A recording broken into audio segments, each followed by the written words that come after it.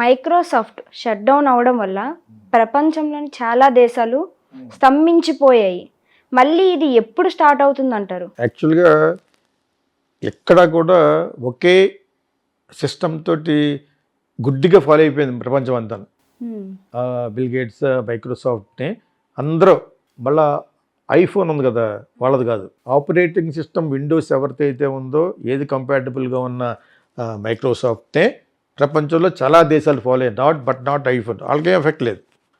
మరి ఎయిర్పోర్ట్లు అందరూ ఐఫోన్ ఆ సిస్టమ్ పెట్టాలని చాలా అయిపోద్దన ఇది బాగా పాపులర్ అని చెప్పేసి సాధారణంగా విండో ఆపరేటింగ్ సిస్టమ్ ఉన్న ల్యాప్టాపే కొంటారు మీ అంతా.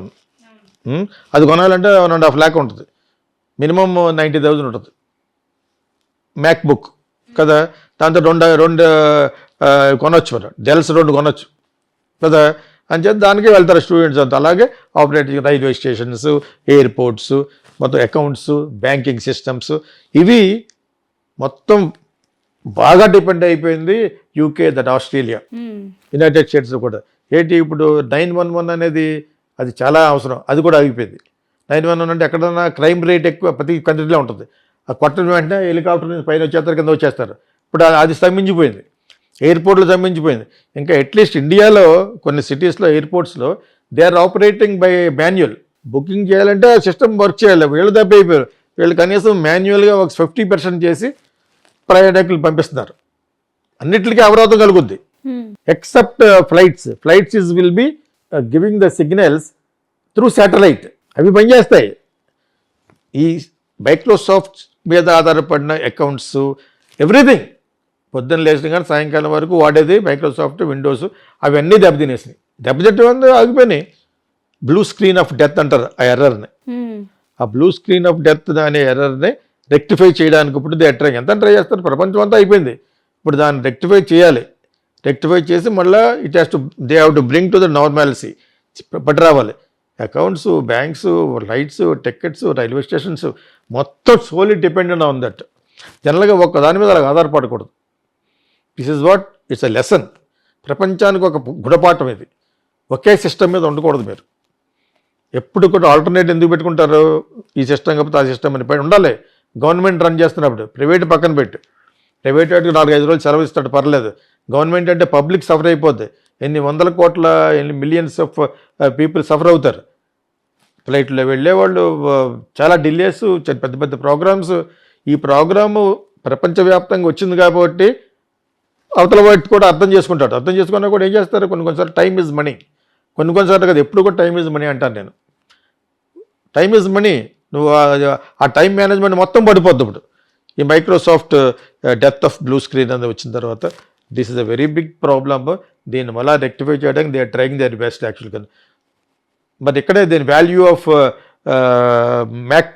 మ్యాకింటోష్ వాళ్ళ యొక్క ఆపరేటింగ్ సిస్టమ్ ఎంత గొప్పదనేది అర్థం అవుద్ది. వాళ్ళకేం అవ్వలేదు, they are not talking anything కదా. అవి అన్ని ఎయిర్పోర్ట్లు మెయింటైన్ చేస్తాయి, అన్ని రైల్వే స్టేషన్ చేస్తాయి. చేసినా కూడా దే ఆర్ వెరీ ఎక్స్పెన్సివ్. చెప్పాను కదా, difference between a laptop, Dell laptop, HCL ల్యాప్టాప్లతో కంపేర్ చేస్తే 3 కొనొచ్చు ఒక మ్యాక్ తోటి. ఎడిటింగ్ కూడా అంతే. పెద్ద పెద్ద మ్యాక్ సిస్టమ్స్ పాలిటర్స్ కొంటే ఒకటే 1.5 lakh to 2 lakhs, 4 lakhs. అర్థమైనప్పుడు they are very expensive, but అంటే అథెంటిక్. నీకు వైరస్ రాదు దానికి, తెలుసా నీకు? నువ్వు నీ ల్యాప్టాప్కి మన ఫోన్లకి వచ్చినట్టుగాను ఐఫోన్కి రాదు. సో అది ఎంతవరకు మేనేజ్ చేయగలరు? లూక్రియేటివ్గా ఉండే మైక్రోసాఫ్ట్ విండోస్ వాడతారు. సో దానివల్ల జరిగిన ఈ ఇది దే ట్రైయింగ్ దట్ బెస్ట్. బాగా ఎఫెక్ట్ అయిపోయింది ఆస్ట్రేలియా. ఎక్కువ ఆధారపడిపోయారు.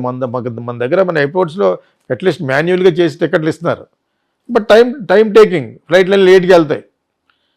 అందరిని సరదాలు కదా, కొన్ని వేల మంది ఉంటారు. ఏమన్నా సో మెనీ ఎయిర్పోర్ట్స్లో వెళ్ళాలి, ఉండాలి, వాళ్ళు ఉంటారు. దాని they have to spend extra money. ఆ రెస్పాన్సిబిలిటీ గవర్నమెంట్ తీసుకోదు. This is not their mistake, this is the mistake of the systems. ఎవరైతే మెయింటైన్ చేస్తున్నారో ఆ సిస్టమ్ ఫెయిల్ అయిపోయింది కాబట్టి దాన్ని రెక్టిఫై చేయడానికి they trying their best. Let us hope ఒక 1 or 2 daysలో will come back to the correct అని అనుకుంటున్నారు. బికాజ్ చాలా హై లెవెల్లో చేస్తున్నారు. బికాజ్ ప్రపంచం అంతా అలాగే, అందుకనే ఒక సిస్టమ్ మీద ఆధారపడకూడదు. ఎస్పెషల్లీ గవర్నమెంట్ పబ్లిక్ రిలేటెడ్గా ఉన్న ఇవన్నీ కూడా they have to have an alternative. అయిపోయిన టక్కన షిఫ్ట్ అవ్వాలి, అది కనిపెట్టాలి. They have to buy another systems. డబ్బులు ఎన్ని చోట్ల ఖర్చు పెడతారు. They have to go for another alternative. ఎప్పుడు కూడా ఆల్టర్నేటివ్ ఉండాలి. ఆల్టర్నేటివ్ ఉంటేనే ఇటువంటి, లేకపోతే ఎంత పెద్ద ప్రాబ్లము నేను ఇంకా చెప్పలేకపోతున్నాను. The volume of the problems people are facing అనమాట. ప్రపంచంలో ప్రజలు ఎదుర్కొంటున్న అది నేను ఇంకా కరెక్ట్గా చెప్పలేకపోతున్నాను. చాలా హై లెవెల్లో జరుగుతుంది. మనకు దక్కేది కొంచెమే, మనకు తెలిసింది కొంచెమే. మనకు ఉన్న చిన్న ఎలక్ట్రానిక్ మీడియాలో ఉండే ఛానల్ చెప్తూ ఉంటారు అంతే తప్పితే it is a very very big problem. సమించిపోవటం అంటే ఏంటి? స్టాండ్ స్టిల్కి అయిపోయింది అనమాట. స్టాండ్ స్టిల్ అయిపోయింది. మనిషి మూవ్ అవ్వలేడు. ట్రైన్లో వెళ్ళేవాడు, బస్సులో వెళ్ళేవాడు, ఫ్లైట్లో వెళ్ళేవాడు. Where will they go? 99% depended on that. So ఈ ప్రాబ్లమ్ పోవడానికి they are trying their best.